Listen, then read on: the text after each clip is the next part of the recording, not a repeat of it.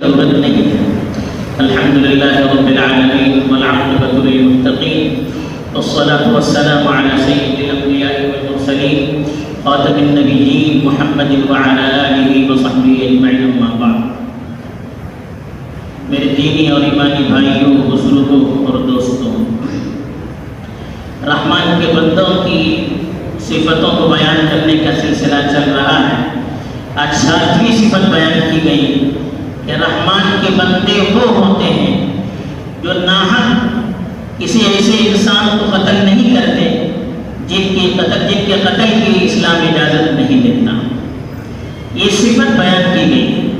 اب یہ صفت ان کے اندر پیدا کیسے ہوتی ہے اور اس صفت کو پیدا کرنے کے لیے کن چیزوں پر غور کرنا چاہیے، آج کے خطبے میں اسی کی طرف اشارہ کیا گیا ہے۔ پہلی چیز، انسان کی عظمت کو پہچاننا چاہیے کہ انسان کی قدر و قیمت اللہ کے نزدیک کیا ہے۔ انسان جو مخلوق ہے، اللہ نے اس کو سب سے معزز بنایا، سب سے بڑا اکرام اللہ نے انسان کا کیا ہے، اس کو اپنے ہاتھوں سے بنایا۔ خلقتہ بیدی، میں نے انسان کو اپنے ہاتھوں سے بنایا۔ باقی چیزوں کے بارے میں کہا کن ہو جا، وہ چیز ہو گئی، لیکن انسان کے اعزاز کو دکھانے کے لیے، انسان کے اکرام اور اس کے احترام کو بتانے کے لیے اللہ تعالیٰ نے اپنے ہاتھوں سے انسان کو پیدا کیا۔ اور پھر دوسری جو اس کی خصوصیت، اللہ نے اپنی روح اس کے اندر پھونک دی، وَنَفَخْنَا فِيهِ مِن رُوحِنَا، اپنی روح جو ان کے اندر پھونک دی ہے۔ یہ بھی انسان کی تقریب ہے۔ تیسری چیز، اللہ تعالیٰ نے انسانوں کی ہدایت کے لیے رسول بھیجے۔ رسولوں کو جو بھیجا ہے وہ انسانوں کے لیے بھیجا ہے اور کسی مقصد کے لیے نہیں بھیجا ہے، تو اس میں بھی انسان کی تقریب ظاہر ہے۔ چوتھی چیز، اللہ نے انسانوں کو بنایا تو فرشتوں سے کہا کہ انسان کے سامنے سجدہ کریں، انسان کی عظمت کو بتانے کے لیے۔ پانچویں چیز، اللہ تعالیٰ نے جو کتابیں نازل کی، جو شریعتیں اور جو کتابیں نازل کی، وہ بھی انسانوں کی ہدایت کے لیے نازل کی۔ تو یہ ساری چیزیں بتلاتی ہیں کہ اللہ کے نزدیک انسان کی کتنی بڑی قدر و قیمت ہے۔ دوسرا پہلو، اللہ تعالیٰ نے خود قرآن مجید میں انسان کی عظمت کو بیان کرنے کے لیے انسان کے قتل کو سب سے بڑا جرم قرار دیا ہے، ایسا جرم جو ناقابل معافی ہے۔ وَمَن يَقْتُلْ مُؤْمِنًا مُتَعَمِّدًا فَجَزَاؤُهُ جَهَنَّمُ خَالِدًا فِيهَا وَغَضِبَ اللَّهُ عَلَيْهِ وَلَعَنَهُ وَأَعَدَّ لَهُ عَذَابًا عَظِيمًا۔ چار طرح کی وعیدیں سنائیں۔ جو عمدن کسی ایمان والے کو قتل کرتا ہے، یہ ایمان والے کا تذکرہ ایمان والوں سے چونکہ قرآن خطاب کرتا ہے اس کی وجہ سے، ورنہ غیر مسلموں کے سلسلے میں بھی روایت بیان کی گئی ہے۔ جو عمدن یعنی جان بوجھ کر ناحق کسی مومن کو قتل کرتا ہے، تو اللہ نے فرمایا کہ اس کا بدلہ تو جہنم ہے۔ پہلی چیز یہ بتائی کہ ناحق عمدن قتل کرنے والے کا بدلہ جہنم ہے، جہاں اس کو ہمیشہ ہمیشہ رہنا پڑے گا۔ وَغَضِبَ اللَّهُ عَلَيْهِ، دوسری وعید بتائی کہ اللہ اس سے ناراض ہوتے ہیں۔ تیسری وعید یہ فرمائی کہ اللہ اس پر لعنت کرتے ہیں۔ اور چوتھی یہ وعید سنائی کہ ایسے لوگوں کے لیے اللہ تعالیٰ نے دردناک عذاب تیار کر رکھا ہے۔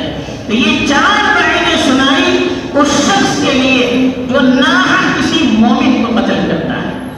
ایسے ہی کسی غیر مسلم کو، اس سے جنگ چل رہی ہے، غیر مسلموں سے جنگ چل رہی ہے، ان کو محارب کہتے ہیں، ان کو قتل کر سکتے ہیں اور کسی غیر مسلم کو قتل نہیں کر سکتے۔ اسی لیے فرمایا من قتل معاہدا لم یرح رائحۃ الجنہ، جس نے کسی معاہد کو قتل کیا، معاہد سے مراد جن کا مسلمانوں کے ساتھ معاہدہ ہو چکا ہے، جنگ بندی کا اعلان ہو چکا ہے کہ ہماری اور تمہاری اب جنگ نہیں رہے گی، ایسے غیر مسلموں کو جو قتل کرے گا، اللہ کے رسول صلی اللہ علیہ وسلم نے فرمایا ایسا شخص جنت کی خوشبو بھی نہیں سونگھ سکتا۔ جنت میں جانا تو دور کی بات، اس کی خوشبو بھی سونگھ نہیں سکتا، حالانکہ جنت کی خوشبو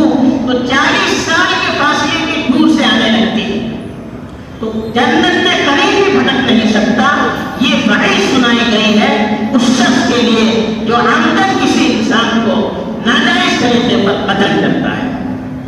तीसरा पहलू इंसानी एतबार से कितना बड़ा जुर्म है एक इंसान को कत्ल करना।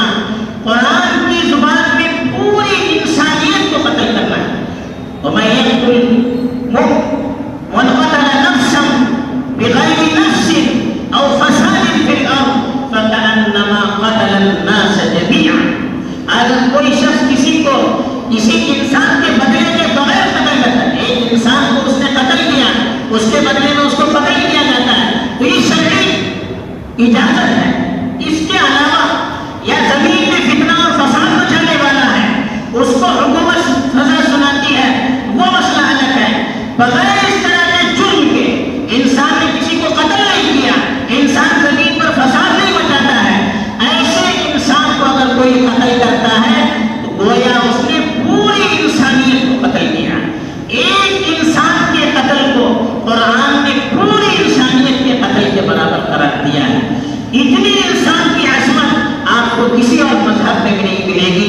एक इंसान के कत्ल को पूरी इंसानियत के कत्ल के बराबर करार देना इतना बड़ा एहसास एक इंसान का, मुसलमान नहीं, इंसान का, एक इंसान का इतना बड़ा एहसास आपको किसी किताब में नहीं मिल सकता सिवाय कुरान के। तो ये कुरान का एहसास है, इसलिए कि ना एक इंसान को कत्ल करने पर उसको छूट मिल जाएगी तो फिर कत्ल का एक सिलसिला चल पड़ेगा और इंसानियत खून की नदी, इंसानियत खून की नदी में तैरने लगेगी। एक इंसान के कत्ल पर छूट देना पूरी इंसानियत के कत्ल के लिए दरवाजा खोलने की तरह है। इसलिए कहा कि एक इंसान का कत्ल पूरी इंसानियत के कत्ल की तरह है। तीसरा पहलू अगर हम देखते हैं, दूसरों को कत्ल करना तो दूर की बात, इस्लाम खुद को नुकसान पहुंचाने की भी इजाजत नहीं देता। वला तक़्तुलू अनफुसकुम इन्नल्लाह कान बिकुम रहीमा। अपने आप को भी कत्ल मत करना, यानी खुदकुशी करने से भी इंसान ने रोका, कुरान ने रोका है। कोई अपने आप को भी कत्ल नहीं कर सकता। हमारी जो जान है ये भी अल्लाह की अमानत है। अपनी जान को भी, अपने जिस्म को भी हम किसी तरह से नुकसान पहुंचाएंगे, कल क़यामत के दिन अल्लाह के यहाँ उसका जवाब देना पड़ेगा। तो इसलिए हदीस में भी खुदकुशी से सख्ती से रोका गया है। कहा गया कि अगर कोई आदमी जहर पीकर खुदकुशी करता है तो क़यामत के दिन मुसलसल वो जहर पीता रहेगा, क़यामत तक जहर पीता रहेगा और फिर जहन्नम का जो आज़ाब है वो तो है ही।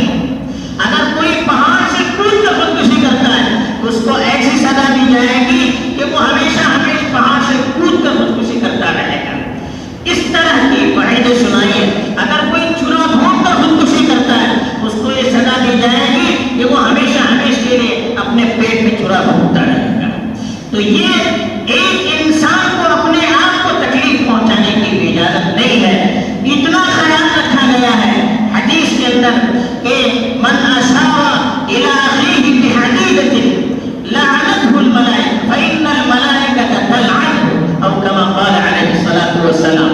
कत्ल करना तो दूर की बात, अगर कोई किसी इंसान की तरफ चाकू से इशारा भी करता है तो फरमाया मलाइका यानी फरिश्ते उस पर लानत करते हैं। कत्ल करना तो दूर की बात, सोचना दूर की बात, एक मुसलमान को अगर कोई चाकू से उसकी तरफ ऐसा इशारा भी करेगा तो उस पर भी कहा फरिश्ते उस पर लानत करते हैं। व इन काना अखाहु मिन अबीही व उम्मिही, अगर कि उसका हकीकी भाई क्यों न हो, इसलिए कि हकीकी भाई को आदमी कत्ल करने के इशारे से छुरी नहीं दिखाता है, मजाक से दिखा सकता है। कहा कि वो हकीकी भाई को मजाक से भी आप छुरी नहीं दिखा सकते। इतना ख्याल रखा गया है। तकलीफ देना तो दूर की बात, चाकू दिखाने से भी मना किया गया है। और यहाँ तक शरीयत ने कहा कि अगर कोई छत पर लेटता है और छत के आसपास कोई दीवार नहीं है, छत के आसपास कोई दीवार नहीं है, ऐसी छत पर इंसान लेटता है, उससे भी मना किया गया कि वो उस पर फिर अल्लाह की जमानत नहीं है। यानी ऐसा आदमी छत से गिर कर मर जाए वो खुद जिम्मेदार है, इसलिए कि ऐसी जगह पर सो रहा है जो महफूज नहीं है। इतना ख्याल रखने के लिए कहा गया। एक वाक़या आपको हदीस में जो बयान किया गया है आपके सामने बताना मुनासिब समझता हूँ। यानी कितनी ममानात है।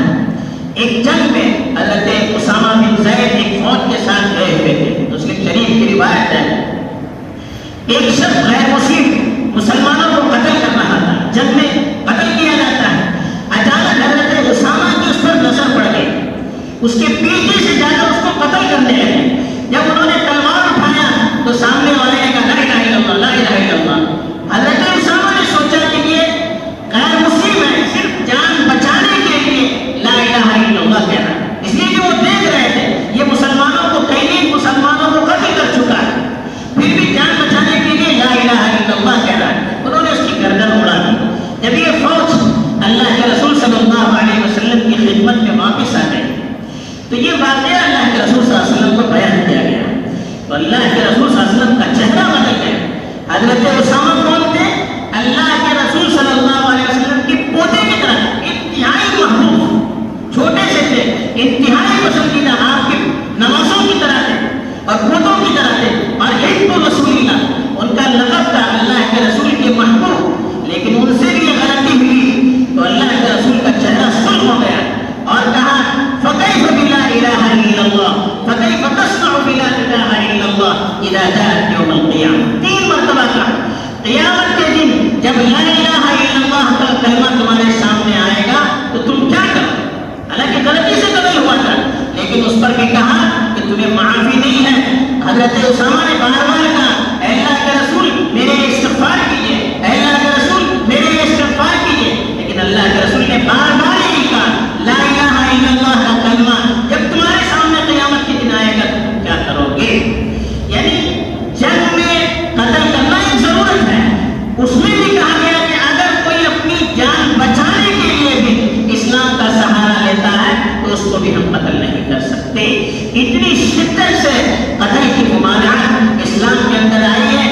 کسی طرح سے کسی انسان کو تکلیف پہنچانا، ظاہری تکلیف یا معنوی تکلیف، معنوی تکلیف کا مطلب کسی کی عزت کو اچھالنا، کسی پر تہمت لگانا، کسی کو بدنام کرنا، کسی کو سلسلے میں لگانے بھجائی کرنا، اس کی بھی اجازت اسلام نے نہیں دی ہے۔ لا یحل اس کے مال کی، اس کے عزت یعنی اس کی عزت اور آبرو انسان کے لیے جائز نہیں ہے۔ کسی مسلمان کی عزت اور آبرو کے ساتھ کھیلنا اس کی اسلام اجازت نہیں دیتا ہے۔ ظاہر ہے یہ اسلام کی تعلیمات جب کسی شخص کے سامنے رہے گی، اس پر وہ غور کرے گا تو یقیناً وہ ناحق کسی کو قتل کرنے کی جرات نہیں کرے گا۔ اور قتل کب کیا جا سکتا ہے؟ اسلامی سلطنت ہے تو ایک شخص اگر مسلمان تھا اور اس نے دین بدل دیا، اسلام سے وہ مرتد ہو گیا، اس سے توبہ کروائی گئی، توبہ نہیں کرتا ہے تو اس کو قتل کیا جا سکتا ہے۔ دوسرا شخص جو شادی شدہ آدمی زنا کرے کسی سے اور ثابت ہو جائے تو اس کو قتل کیا جا سکتا ہے۔ اور تیسرا شخص جو عمدن کسی کو قتل کرے تو قتل کے بدلے میں اس کو قتل کیا جا سکتا ہے۔ یہ 3 شکلیں ہیں جس کی اجازت کبھی بھی اسلامی حکومت میں دی جا سکتی ہے۔ ہمارا یہاں رہتے ہوئے اس پر عمل نہیں کر سکتے، اس لیے کہ یہاں کوئی اسلامی حکومت نہیں ہے، اسلامی حاکم نہیں ہے۔